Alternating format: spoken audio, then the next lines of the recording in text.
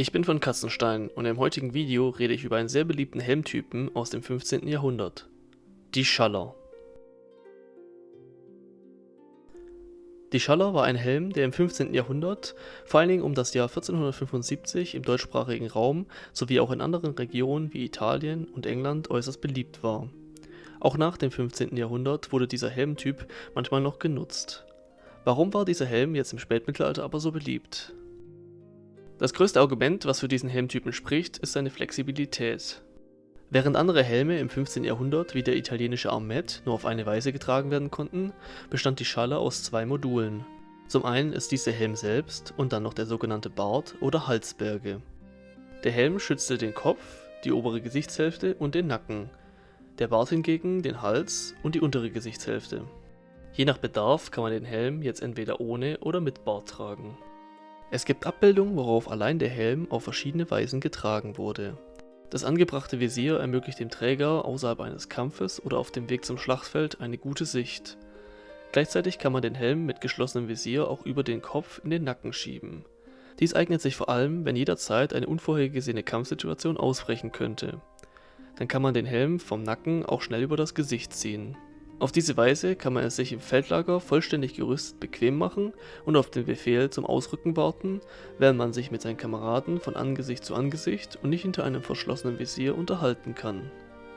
Stellt euch mal vor, wie blöd es wäre, voll gerüstet auf den Kampf zu warten und sich untereinander wie in einem Blecheimer zu unterhalten. Zudem kann der Helm mit offenem Visier auch auf dem Schlachtfeld getragen werden, wenn man nicht direkt an den frontalen Kampfhandlungen teilnimmt. Wie bereits erwähnt, wird der untere Teil des Gesichts durch die Halsberge geschützt. Diese kann bei vielen hochwertigen Rüstungen an dem Kürass angeklippt werden, damit sie nicht verrutscht und auch keinen Stich durch den Hals durchlässt. Die meisten Halsbergen haben noch ein Geschübe, um die obere Hälfte herunterzuklappen, damit der Träger besser atmen kann. Man kann die Halsberge beispielsweise direkt vor dem Kampf befestigen, damit der Kämpfer optimal geschützt ist. Natürlich ist der Tragekomfort der Halsberge mit der Schaller keinesfalls angenehm, weshalb es in der Geschichte offenbar viele Beispiele gibt, bei denen der Bart einfach weggelassen wurde. Ich habe hierzu mal gehört, dass angeblich mehrere Untersuchungen bestätigen, die Kämpfer im späten Mittelalter seien häufig durch eine Halsverletzung gestorben. Ihr könnt mir ja mal in die Kommentare schreiben, ob ihr denkt, dass das stimmt. Jetzt kommen wir aber noch zu einem anderen Thema, was die Schaller angeht. Denn Schaller ist nicht gleich Schaller. Es gab sehr viele unterschiedliche Varianten dieses Helmtyps. Als erstes hätten wir da die klassische deutsche Schaller, die auch zur gotischen Rüstung passt. Dieser Helm zeichnet sich vor allem durch seinen enorm langen Nackenschutz aus, der wie eine Art Schwanz zur Rückenplatte reicht. Dieser Schwanz besteht aus mehreren Geschüben, sodass man den Kopf in den Nacken legen kann, ohne dass der Helm einen daran hindert.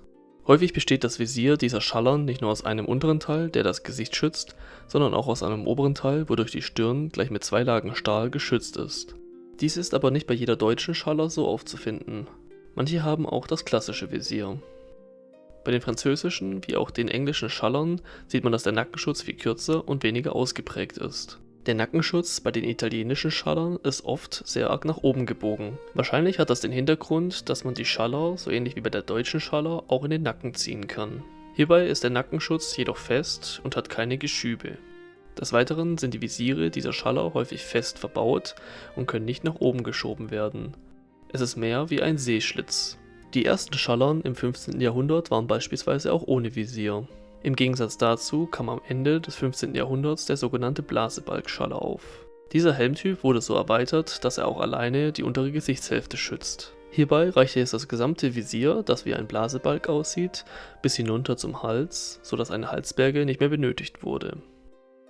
Egal wie diese verschiedenen Schallertypen jetzt geformt sind, hatten sie doch eine ähnliche Schutzfunktion. Zum einen hatten sie einen sehr ausgeprägten Nackenschutz, was bei früheren Helmen nicht der Fall war. Dieser war imstande, Angriffe von hinten gut abzuhalten. Des Weiteren hatte der Helm durch sein abgerundetes Design eine sehr gute Schutzfunktion gegen Stiche oder wuchtige Schläge. Im Gegensatz zu früheren Helmen, die sehr kantig und flach waren, gleiteten Hiebe seitlich an der Schaller ab und schützten damit den Kopf und vor allen Dingen den Nacken vor der Wucht des Angreifers. Das Visier der Schaller war ebenso geformt, dass Schnitte und auch Stiche so abglitten, dass sie den Träger darunter nicht verletzten. Ein frontaler Stich auf das Visier würde zum Beispiel zur Seite abgleiten. Dadurch, dass das Visier im Profil bogenförmig geformt ist, würde ein Stich von unten nach oben vom Sehschlitz abgelenkt werden. Alles, was nach unten abgleitet, wird von der Halsbacke aufgehalten werden. Ein Schlag oder Stich von oben würde ebenfalls durch die Kante des Visiers abgehalten werden. Da der Sehschlitz der Schaller äußerst schmal war, ist beinahe unmöglich, einen direkten Stich ins Gesicht zu treffen. Auch die untere Kante des gesamten Helms ist so geformt, dass alle möglichen Schläge von unten nach oben abgehalten werden. Schläge von oben gleiten einfach zur Seite weg und werden an den Schultern der Rüstung aufgefangen. An diesen Schutzfunktionen merkt man einfach, wie sehr die Qualität der Stahlverarbeitung und der Schmiedekunst im 15. Jahrhundert zugenommen hat, um derart durchdachte Helme herzustellen. Als Fazit kann man sagen, der Helm bietet einen guten Kompromiss aus vielseitigem Tragekomfort und Schutz. Dies ist der essentielle Vorteil der Schaller und macht sie nicht unbedingt besser als den italienischen Armet, der eine äußerst gute Schutzfunktion hat. Trotzdem war dieser Helm im 15. Jahrhundert auch bei Herrschern wie Kaiser Maximilian äußerst beliebt, weswegen davon ausgegangen werden kann, dass er für den Kampf durchaus getaugt hat und damit ein hervorragender Helm war.